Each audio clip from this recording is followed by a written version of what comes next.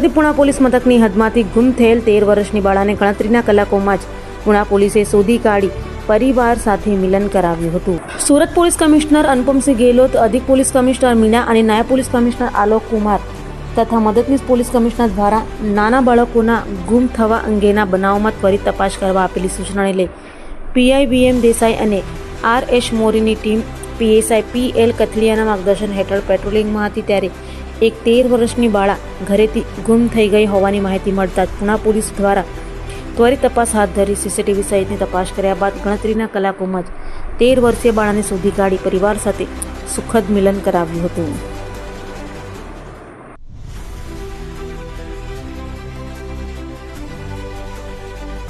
અભય થઈને નિષ્પક્ષતાથી નિરપેક્ષ રીતે વાસ્તવિકતાનો અરીસો રૂપી સચોટ માહિતી લાવતો સત્યની સાથે અભય ટાઈમ્સ.